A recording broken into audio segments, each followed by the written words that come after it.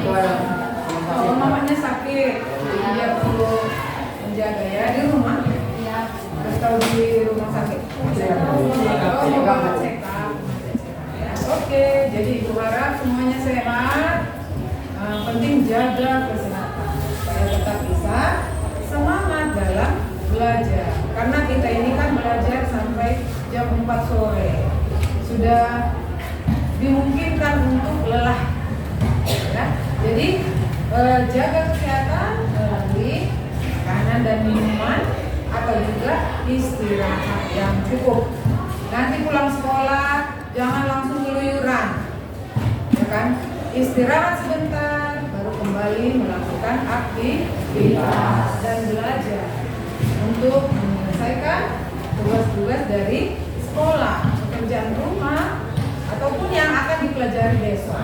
Kamu harus pelajari dari malam supaya ada persiapan untuk mendengarkan pelajaran untuk besok hari. Oke ya. Jadi kemarin kita sudah belajar tentang pembelahan sel. Ya.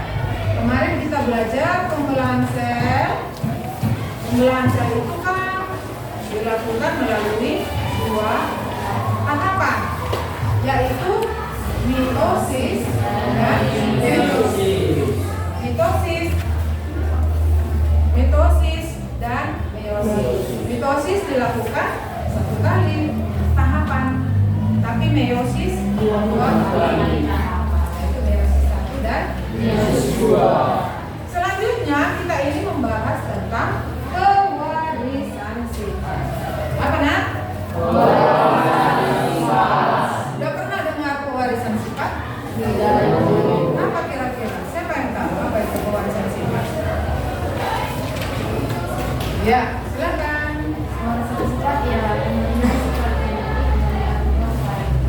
Ya, pewarisan sifat genetik dari orang pada keturunannya atau anaknya.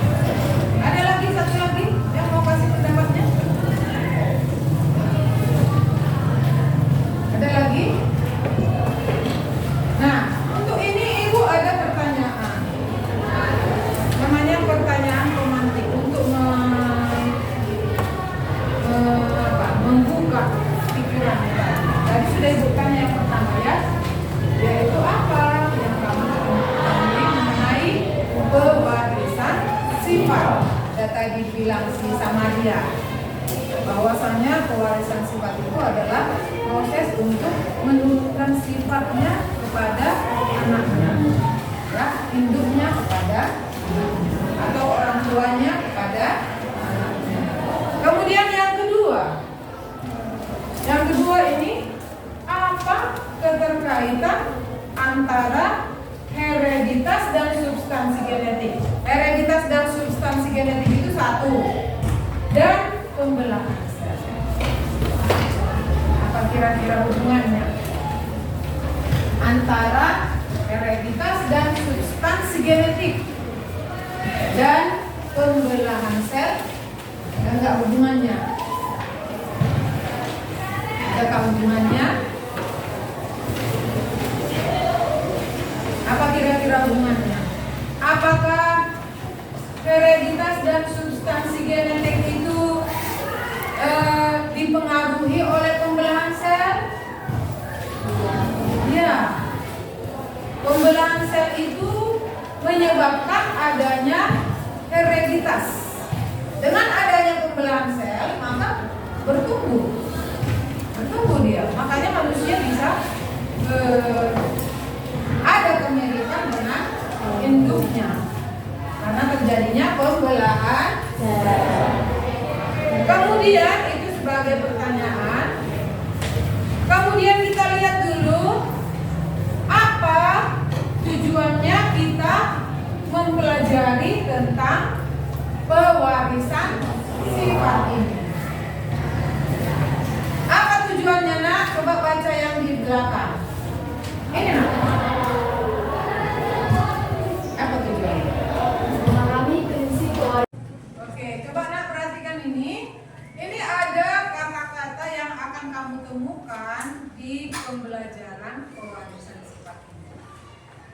Nah, jadi kata kata-kata ini mendukung dalam mempelajarinya itu nanti.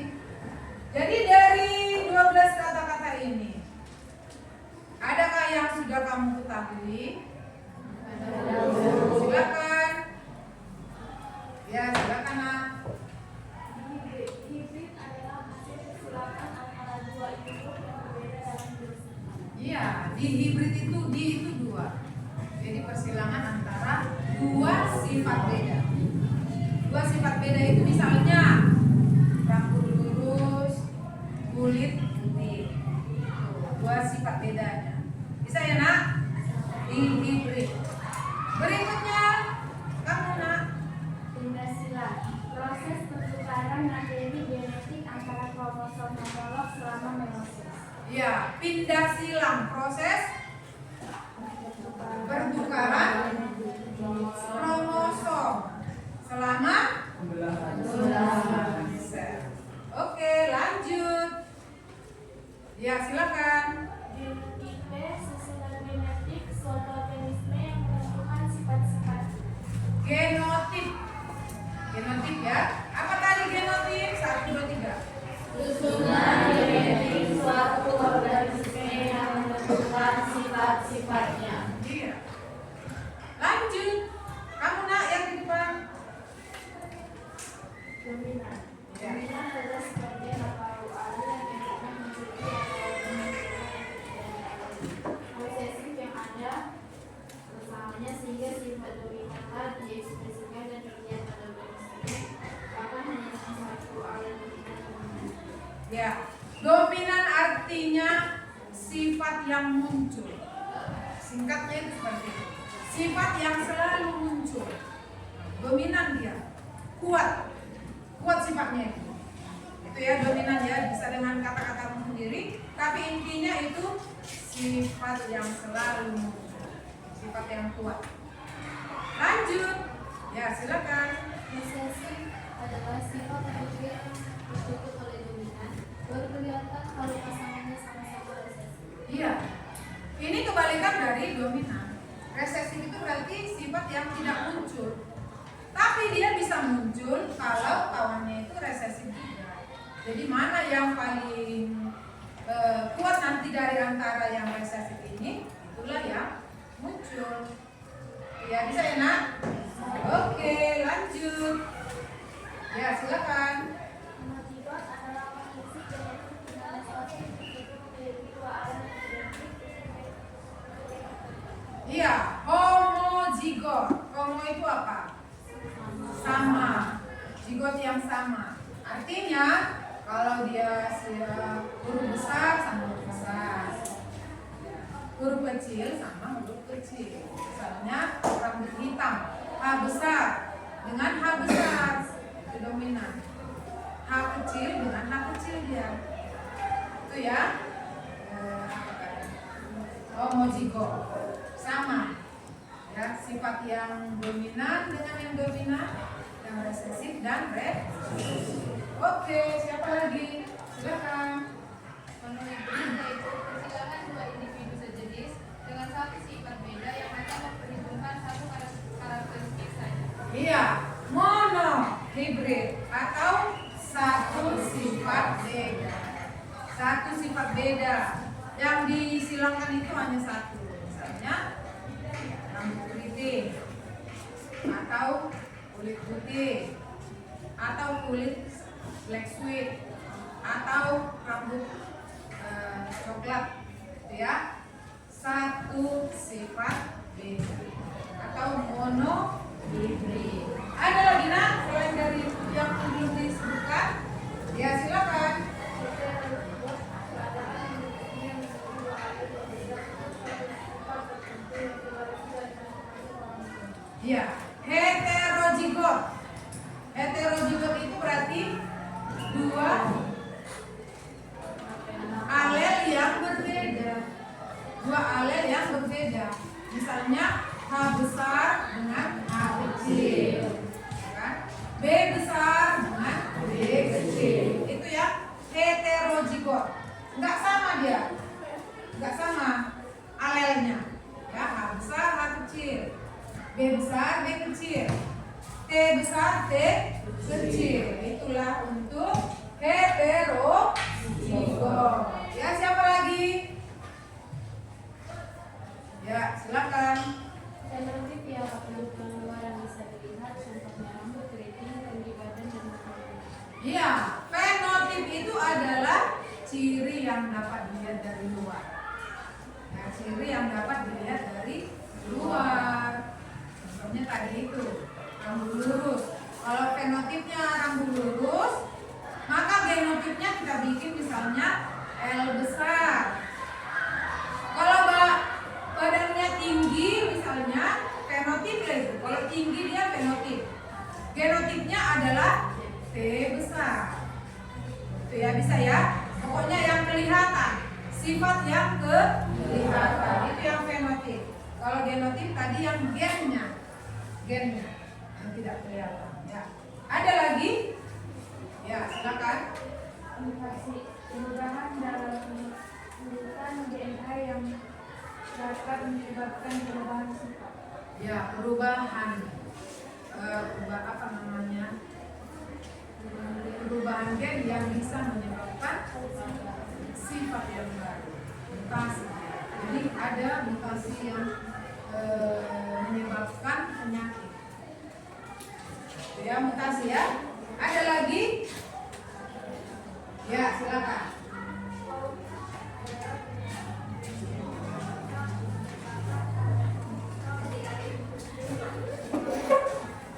Ya, terletak berdekatan. Terpaut ya. Oke. Udah semua? Intermediate. Ya, siapa yang tahu intermediate? Ya, silakan. Merujuk pada kondisi di mana fenotip yang dihasilkan oleh individu. Bagaimana fenotip yang dihasilkan oleh individu? Ada lagi? Tidak ada. Ya, udah semua dijawab ya. Jadi Ibu harap kamu sudah tahulah arti kata-kata ini, bisa dengan bahasamu sendiri. Pokoknya kamu paham. Dan kalau ketemu dengan kata itu, oh ini, karena ini mendukung di sini kita belajar, ya kan? Oke, kita lanjut. Nah, teori pewarisan sifat itu ada beberapa. Ya, ada beberapa teori tentang pewarisan sifat. Ya, di sini yang pertama teori darah.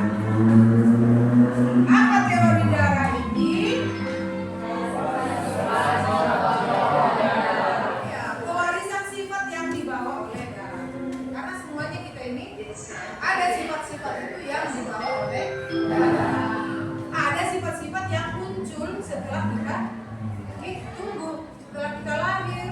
Ada sifat-sifat baru yang tidak kita dapatkan dari orang tua. Itu berarti bukan pewarisan sifat dari darah. Makanya ada memang yang berbeda sifatnya dari orang tua. Itulah faktor lingkungan. Makanya bergaullah dengan lingkungan yang baik supaya sifatmu menjadi baik. Itu ya. Ini ya tadi ya teori darah. Yang berikutnya baca nak. Itu kamu nak.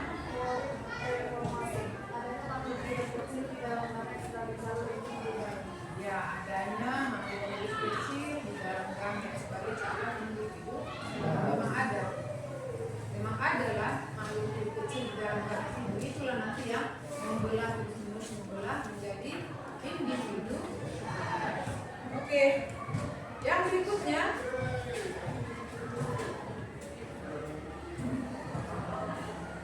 kamu nak yang berapa? Teori epigenetik. Telur yang telah dibuahi oleh spermatozoa akan mengadakan pertumbuhan sedikit demi sedikit. Iya, sel telur yang telah dibuahi oleh spermatozoa tadi akan bertumbuh sedikit demi sedikit. Itu namanya epigenesis. Ya. Yang berikutnya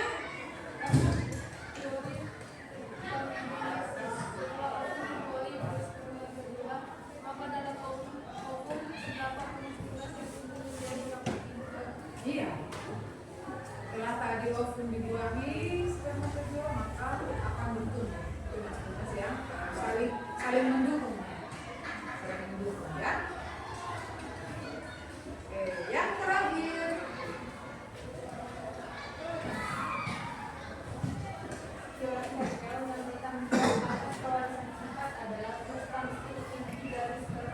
iya, ada substansi inti di dalam spermatozoa itu yang bertanggung jawab dalam pewarisan sifat. Ada substansi inti. Itulah nanti gen, kromosom, itulah sebagai penentu dari pewarisan sifat. Oke, sampai di situ kita lanjut. Kita masuk kepada yang tadi kita sebut pewarisan sifat menurut Mendel. Ya, pewarisan sifat menurut Mendel. Pak Mendel ini mengambil contoh tumbuhannya adalah kacang ercis. Kacang ercis. Pernah lihat kacang ercis? Pernah? Kalau yang muda dia di sayur. Ada kan kacang ercis yang sering dimasukkan ke dalam capcay, ya kan? Capcay. Pernah makan capcay? Ya, capcay buatan rumah lebih enak, ya kan? Kenapa? Karena bervariasi sayur. Jadi diusahakan dalam capcay itu ada cap itu berapa? Berbagai ya. Jadi berbagai sayuran di dalam satu mangkok. Salah satunya inilah kacang kapri atau ercis, namanya itu ya, kacang kapri atau ercis, atau dalam bahasa Latinnya disebut Pisum sativum. Kenapa dia memilih kacang kapri ini? Karena dia punya banyak kelebihan. Ya, dia punya banyak kelebihan. Yang pertama, mudah melakukan penyerbukan silam. Mudah dilakukan penyerbukan silam karena dia punya bunga, punya daun, punya semuanya. Ya. Yang kedua, mudah didapat. Ya, mudah didapat, di mana-mana ada karena dia bukan tanaman musiman. Di mana-mana ada. Yang ketiga, mudah hidup atau mudah dipelihara. Gampang mengurusnya. Gak seperti sulitnya mengurus cabai. Kalau ini gampang ya, mudah hidup atau mudah dipelihara. Ada yang sudah pernah menanam ercis? Belum ya? Ada sini petani? Oh iya, tapi nggak menanam ercis ya, jagung, padi, cabai dan sebagainya. Oke. Kemudian yang berikutnya yang keempat, cepat berbuah atau berumur pendek. Ya, cepat berbuah atau berumur pendek. Cepat berbuah dia hanya mungkin beberapa waktu lah. Cepat dia berbuah dan umurnya pun pendek, nggak terlalu lama untuk produksi. Tapi ditanam lagi. Kemudian dapat terjadi penyerbukan sendiri. Ya, dapat terjadi penyerbukan sendiri. Jadi bisa kan ditanam dia kan berjajar-jajar ya kalau ercis ya. Pernah lihat tanaman ercis? Nah, di bukumu ada, coba lihat gambarnya. Halaman pertama dari buku ini. Ini. Nah, yang di depan itu. Yang di depan ada kan? Itulah kacang ercis. Kalau dia tua bisa dibuat jadi kacang. Yang warna hijau itu kan kacang, ada apanya? Ada kayak bungkusnya gitu kan. Kalau kita makan kan jangan makan dibungkus. Kalau kan agak keras, bisa mengganggu kepada lambung. Pernah kan lihat kacang ercis ya, yang sudah dibuat menjadi snack ringan, kacang-kacangan gitu ya. Nah, dapat terjadi penyerbukan sendiri. Jadi dia kan berbaris-baris. Jadi antara satu tanaman dengan yang satu ini bisa terjadi penyerbukan sendiri. Itu maksudnya penyerbukan sendiri. Dari satu pohon ke pohon yang tanpa harus dengan bantuan hewan lain atau angin, atau air, atau manusia tanpa harus dilakukan dibantu. Itu ya. Kemudian terdapat jenis-jenis yang memiliki sifat beda yang menyolok. Memiliki sifat beda yang menyolok. Contohnya warna bunganya. Ada yang warna ungu atau warna putih. Ya, inilah keunggulan dari kacang kapri. Makanya dipilih menjadi penelitian. Ya. Lalu berikut tabelnya. Nah, ini sifat beda yang mencolok dari tanaman kacang kapri.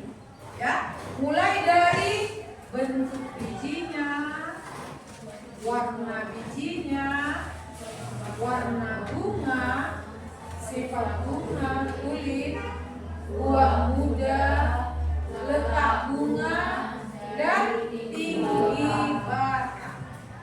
Ya, dan tinggi batang. Coba baca bentuk bunganya, nak. Bentuk bijinya.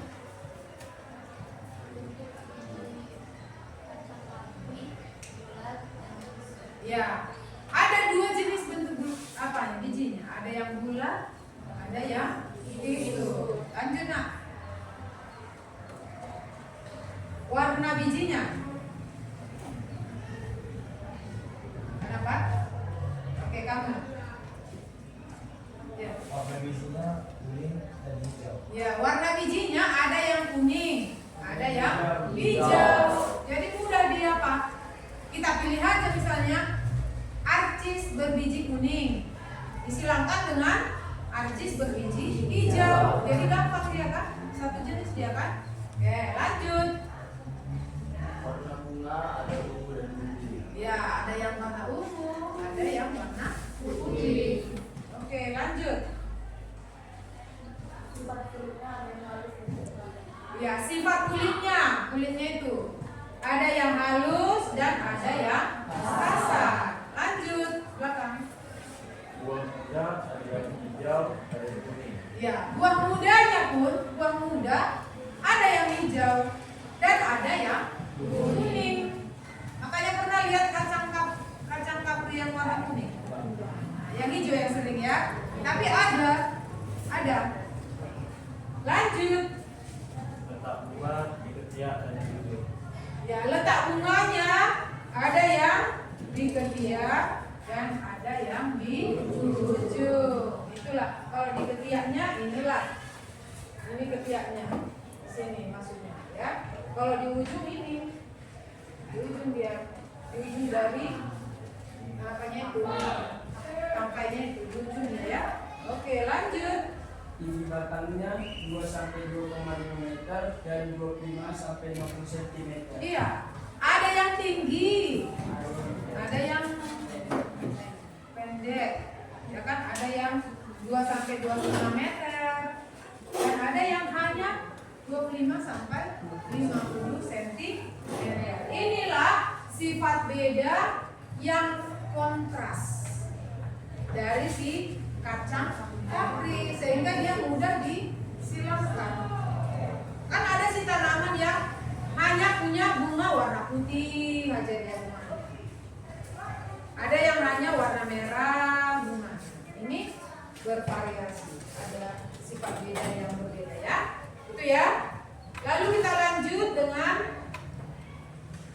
istilah-istilah. Ya. Istilah-istilah dalam apa nanti? Pewarisan sifat ini, istilah-istilahnya. Ya. Yang pertama kita lihat pada persilangan nanti ada yang disebut parental. Apa? Parental. Parental itu parent. Kalau dari bahasa Inggris ya, parent itu apa? Orang tua. Jadi dia parental ini adalah induk jantan dan induk betina, disebutlah dia parental. Inilah nanti itu. B. Baru nanti ke sini ya. Apa tadi B? Parental atau induknya, baik itu jantan maupun betina. disilangkan, ya kan? Kemudian yang kedua, hasil persilangan dari parental itu. Hasil persilangan, misalnya yang mau disilangkan itu parentalnya kan misalnya biji bulat dengan biji kisus. Inilah sebagai parentalnya kan. Maka hasilnya inilah yang kita sebut tadi apa?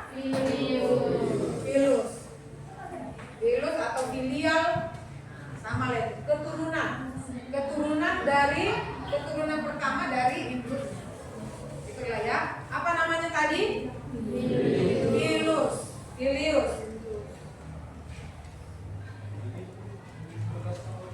Lalu yang berikutnya, persilangan antara ini dengan sesamanya. Ya, persilangan antara ini dengan sesamanya disebut lagi ya P1. Ini dengan sesamanya, sesama jenisnya. Jadi inilah itu ya kan. B dengan B. Ini namanya apa tadi? P1. Apa tadi P1? Hasil persilangan dari anaknya ini. Hasil persilangan dari F-nya ini. Kan? Itu istilahnya. Kemudian yang berikutnya,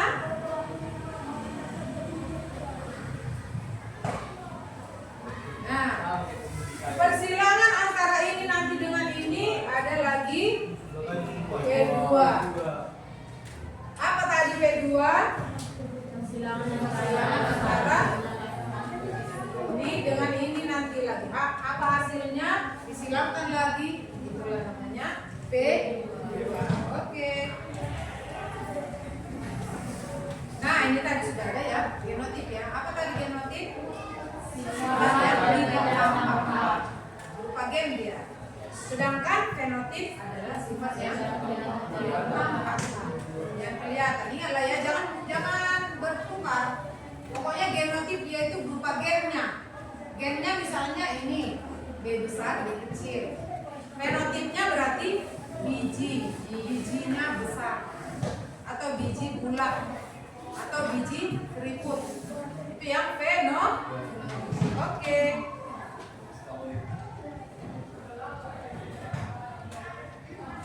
Nah, ini contoh-contoh variasi yang diturunkan.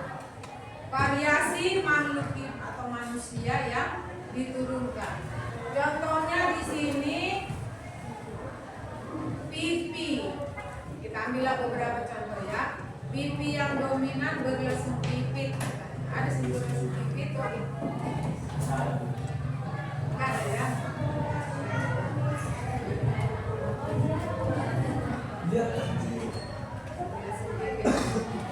Yang reses. Kemudian warna kulit berpigmen yang dominan. Ya, kita rata-rata banyak ya kulit kita berpigmen ya.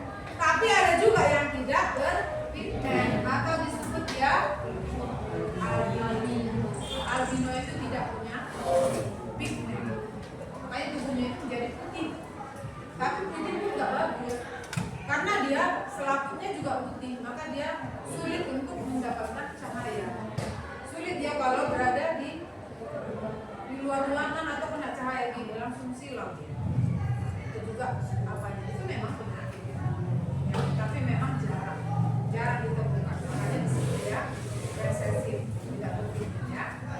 Lalu pertumbuhan rambut ke arah dahi seperti tadi. Gimana pertumbuhan rambut ke arah dahi seperti ada gini, kayak gini dia kan, baru kayak gini. Nah, kosong di sini. Ya. Ada beberapa orang lah itu. Kayak gini dia. Ini baru di sini kosong. Jarang ya. Kemudian sifat yang dominan yang pada darah ya yang sering ditemukan itu A dan B. A terhadap B tidak dominan yang paling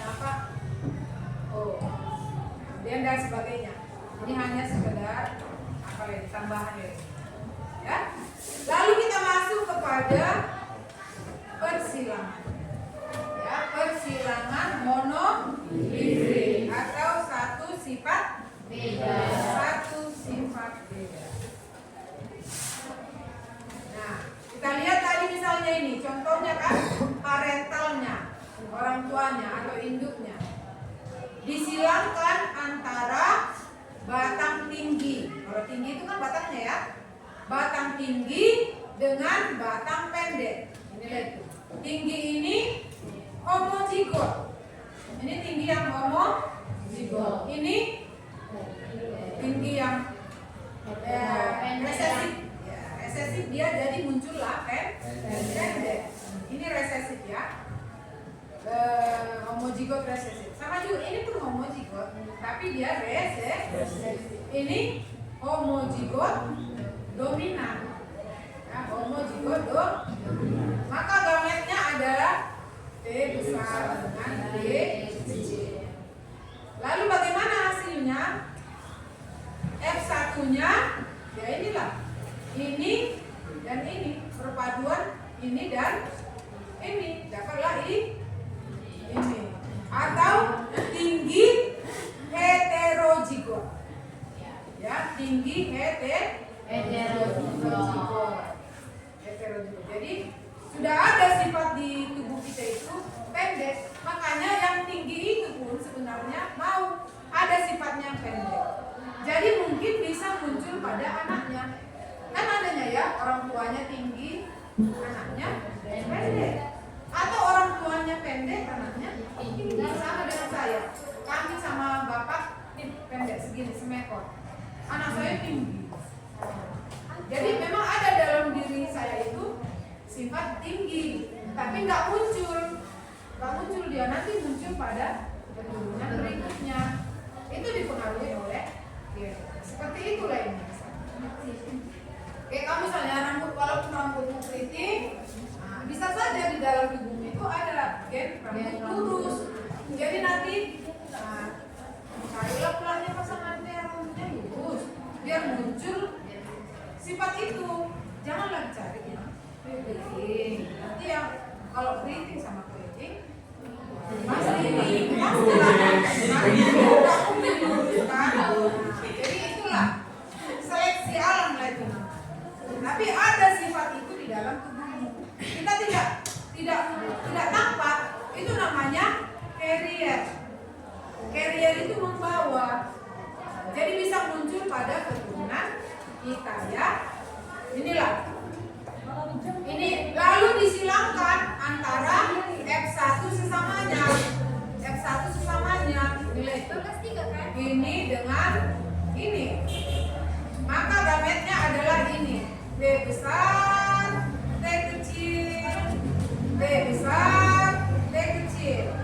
Maka bagaimana keturunannya? Inilah keturunannya. Inilah keturunannya. Tinggi yang bagaimana ini? Dominan atau homozigot. Ya kan? Karena ini dan ini.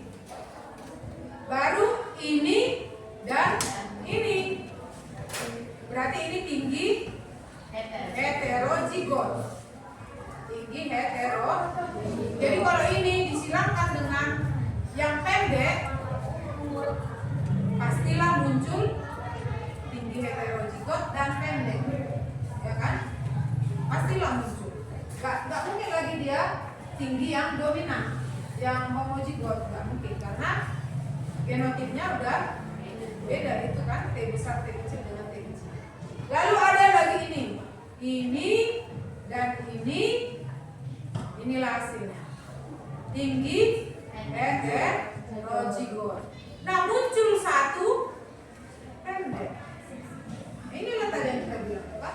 Kalau penampakannya dia tinggi, nah, bapak dan ibunya tinggi dan tinggi, tapi muncul anaknya pendek karena adanya genotip tadi di dalam tubuh mereka itu. Enggak keduanya tinggi dia tapi heterozigot.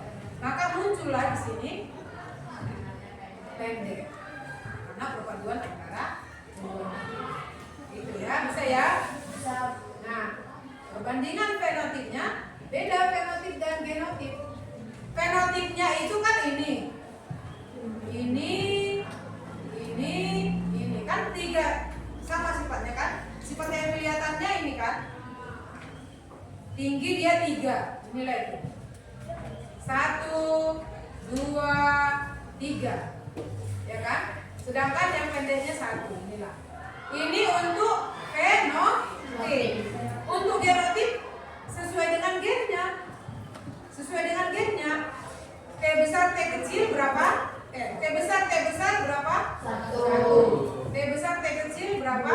2. T kecil berapa? 1. Itulah. Inilah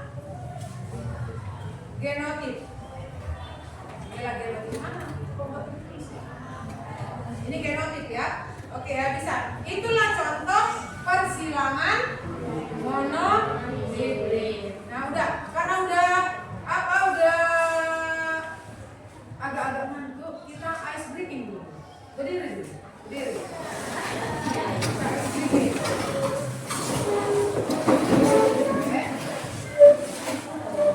Bagaimana ice breaking kita hari ini? Apa yang mau kita lakukan untuk ice breaking ini? Ada yang mau kasih masukan? Bagaimana ice breakingnya?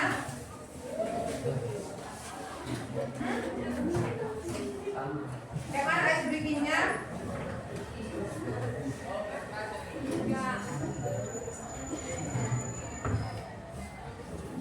Apa ice breakingnya?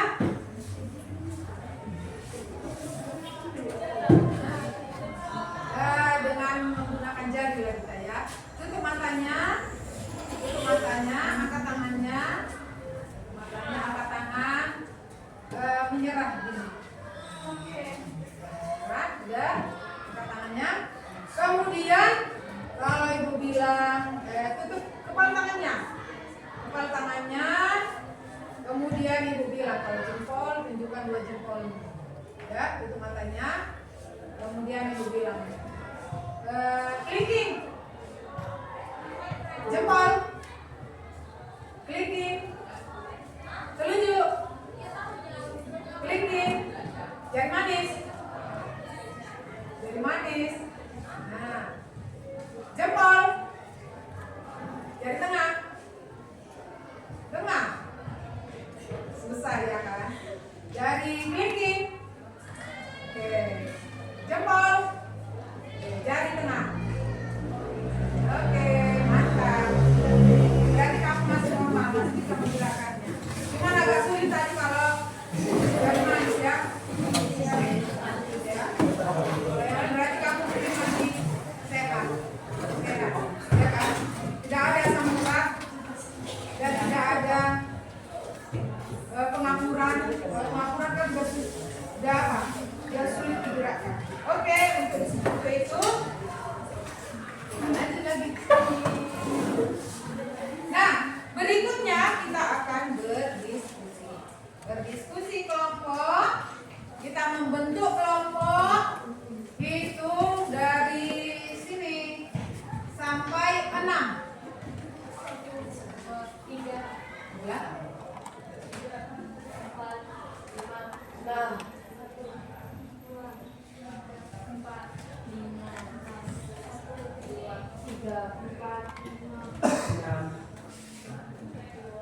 Ya.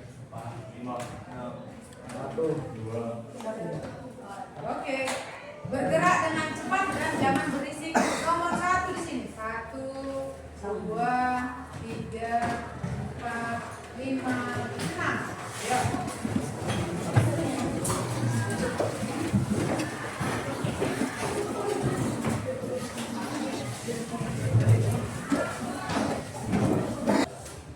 Oke.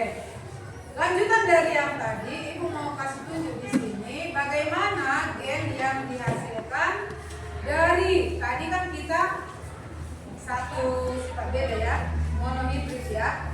Nah, bagaimana kalau 2 hibrid? Hibrid 2 sifat beda. 2 sifat beda itu kan misalnya ini. R besar, R kecil, K besar, K kecil. Maka dia apa lagi ya? Dipisahlah dia. R besar, R kecil, K besar, K kecil. Dengan K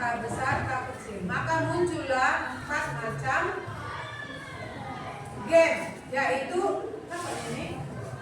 R besar, K besar. R besar, K kecil, R kecil, K besar, R kecil, K kecil.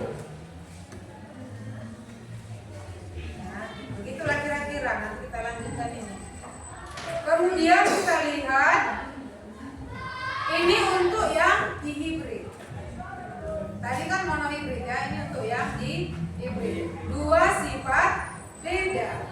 Dua sifat bedanya itu ini. Bulat, kuning. Ya. Disilamkan dengan biji kisut hijau. Udah dua sifat bedanya kan? Bulat kuning dengan kisut hijau. Maka didapatlah gennya ini lain. B besar, K besar. Itu aja yang ada kan? Maka di sini dia. Gamet anaknya inilah. B besar, K besar. Ini B kecil, K kecil. Maka dihasilkanlah keturunannya perpaduan antara ini dan ini. B besar, B kecil, K besar, K kecil. Urutannya selalu dimulai dengan huruf besar. Selalu huruf besar ya. B besar, B besar, B kecil, K besar, K kecil. Inilah keturunannya. Bulat kuning heterozigot. Ya, bulat kuning heterozigot. Maka disilamkan dia. Disilamkanlah antara bulat kuning heterozigot dengan bulat kuning heterozigot ini ya. Sesamanya. Ini disilamkan sesamanya. Maka gametnya inilah. Ini dengan ini. Cara mendapatkannya itu ya. Ini ya. Yang B besar sama K besar. Inilah itu. B besar sama K kecil. Inilah itu. Baru B kecil dengan K besar. Ini dalam arti sifatnya yang duluan ya. Sifatnya itu yang duluan. Nggak boleh K besar duluan walaupun dia huruf besar. Tapi sifatnya itu, sifat yang pertamanya itu. Ya. B inilah dia tadi. Inilah itu tadi. B kecil dengan K besar. Inilah itu. B kecil dengan K kecil. Inilah itu. Jadi gamet semua gamet itu maka disilamkanlah. Dibuatlah dia untuk mempermudah menyatukannya dia, dibikinlah dia bentuk tabel. Biar lebih mudah kamu mengapanya, menyatukannya. Jadi maka ini lagi ini.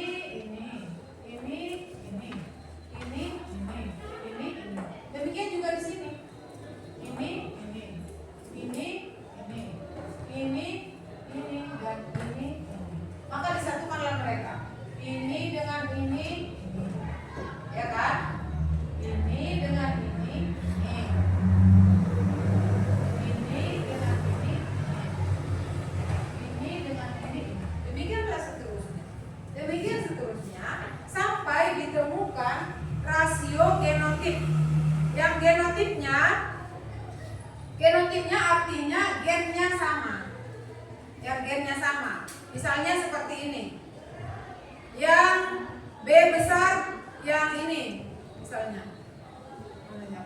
Ini kan? Yang sama-sama B besar, K besar. Berapa ini? Berapa biji ini? Satu. Inilah itu kan? Inilah. Yang B besar, K besar, K kecil. Berapa ini? 2. Yang mana itu? Ini 1. Kemudian 5. Ini ya. 2 lagi ya seperti itu ya kan? Yang B besar, B kecil.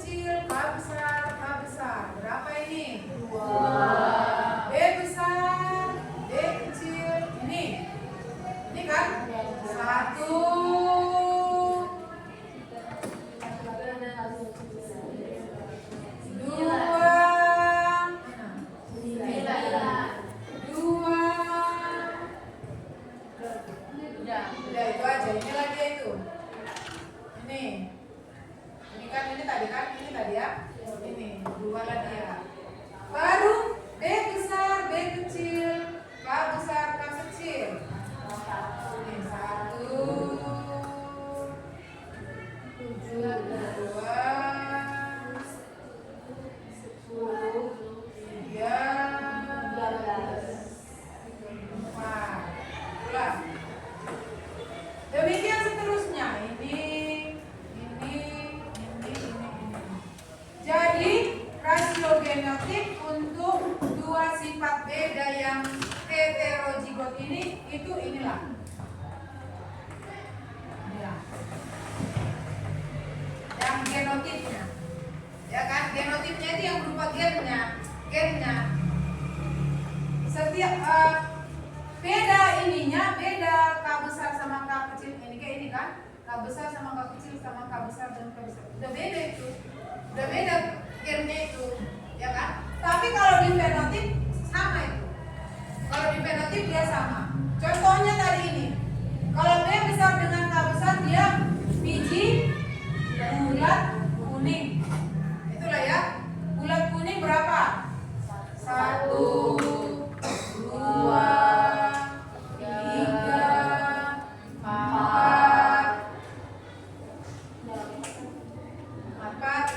Mana lagi?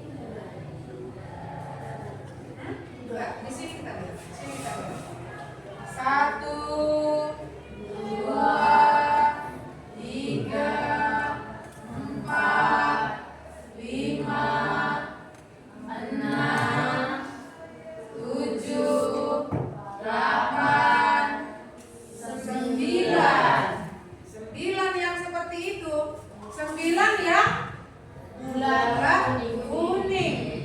9 yang bulat kuning. Baru yang bulat hijau. Yang bulat hijau itu berarti K kecil.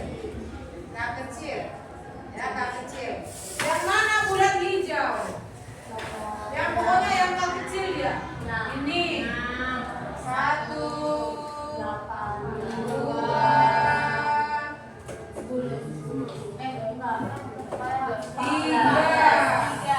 3 kan? 3 ya nilai itu. Bulat hijau 3. Baru kisut kuning. Kisut kuning berarti B kecil K besar, ya kan? B kecil K besar. Mana lah itu? Ini 1, 2, 3. Nilai itu. Kisut kuning ada 3. Lalu kisut hijau yang kecil-kecil semuanya. 16. Inilah itu. Ada 16. Satu. Yang asal. Jadi apanya genotip jumlah apa namanya ini? Genotipnya ada 16. Ada 16 untuk dua sifat beda yang heterozigot. Kalau homozigot beda lagi ya. Jadi di sini kamu harus bikin huruf yang benar-benar. Gak boleh kau bikin huruf besar tapi kecil. Kayak gini misalnya. Ini kan huruf besar nih ya. Tapi huruf ada di sini misalnya gini. Gak boleh ini jadi huruf besar ini kan? Enggak kan? Harus benar-benar ini huruf kapital. Dibutuhkanlah di sini huruf yang benar-benar sesuai dengan kelompoknya. Kayak ini kan? Gak bisa kau bikin di sini K besar, gak bisa. Harus dia K kecil, harus sesuai. Itulah ya. Ini ada 16 sifat beda dari persilangan dihibrid heterozigot. Udah bisa ya? Oke, sampai di situ nanti ditulis. Kemudian sekarang kita melakukan diskusi dulu. Diskusi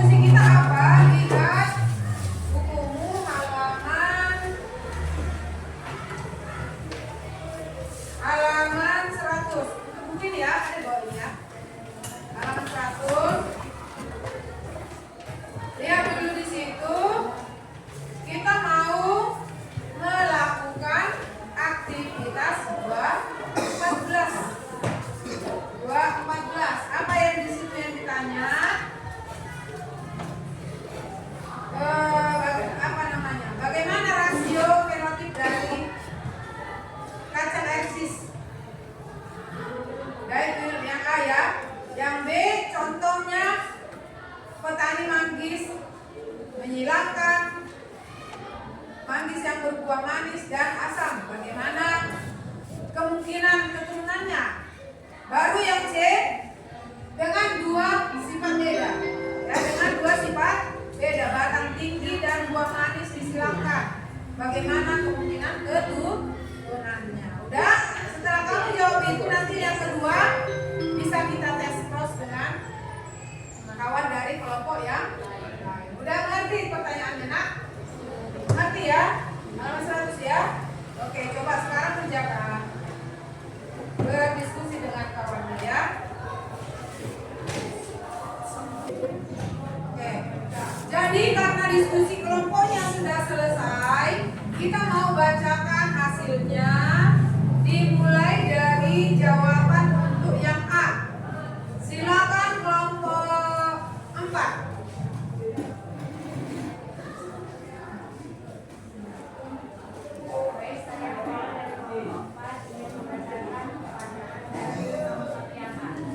Seorang siswa melakukan percobaan meneliti terhadap 20 tumbuhan kacang eksis untuk menguji teori Mendel. Namun, siswa tersebut tidak memperoleh rasio 3:1 seperti yang diharapkan pada generasi kedua. Mengapa rasio tersebut tidak tercapai? Berikan alasannya. Alasannya yaitu ukuran sampel kecil. Dengan hanya 20 individu, fluktuasi acak atau sampling error sering membuat hasil berbeda dari rasio ekspektasi. Yang kedua, genotipe P tidak seperti diasumsikan induk yang dianggap homozigot ternyata heterozigot. Yang ketiga, pengaruh lingkungan. Fenotipe dipengaruhi kondisi lingkungan sehingga penentuan sifat jadi keliru. Yang keempat, dominasi tidak sempurna atau kodominasi. Jika sifat tidak bersifat dominan lengkap, rasio fenotipe berubah. Yang kelima, seleksi atau mortalitas. Beberapa genotipe mungkin lebih sedikit bertahan hidup sampai dia mati. Yang keenam, linkage atau gen berpengaruh lain. Gen yang mengontrol sifat terkait dengan gen lain sehingga tidak mengikuti segregasi bebas. Yang ketujuh, kesalahan teknis atau penandaan, pencampuran benih, salah catat atau salah identifikasi fenotipe. Oke, terima kasih. Untuk menjawab yang B, silakan kelompok 1.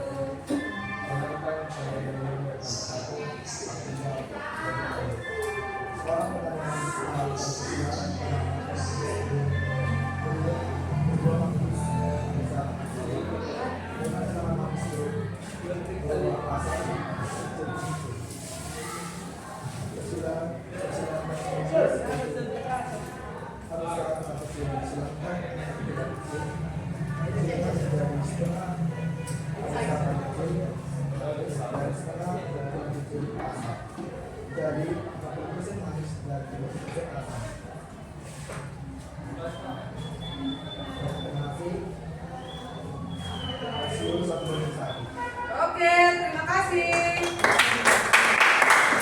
Jawaban untuk yang C, silakan kelompok 5. Baik, saya sampai dari kelompok 5 akan menjawab pertanyaan C, yaitu tanaman berbatang tinggi dan berbuah manis atau T besar, T besar, M besar, M besar disilangkan dengan tanaman berbatang pendek dan berbuah asam atau T kecil, M kecil, M besar. Pertanyaannya, berapa persen tanaman berbatang tinggi dan berbuah asam serta berbatang pendek dan berbuah manis apabila persilangan sampai yang kedua? Tanaman berbatang tinggi dan berbuah asam itu terdapat 3 dari 16 dan tanaman berbatang pendek dan berbuah manis juga 3 dari 16 sehingga didapatkan bahwa persenannya yaitu 18,75% dan 18,2. Gak tahu Fitrinya di mana. Oke, terima kasih. Jadi sudah dapat dijawab semuanya. Nah, itulah diskusi kita hari ini, pelajaran kita hari ini. Untuk tugasnya, kamu nanti kerjakan aktivitas 215 halaman 101. Aktivitas 215. 15. Dan besok kita akan melanjutkan pelajaran kita pada uji silang. Baca nanti bukunya di rumah dengan materi uji silang. Oke, nak, selamat siang.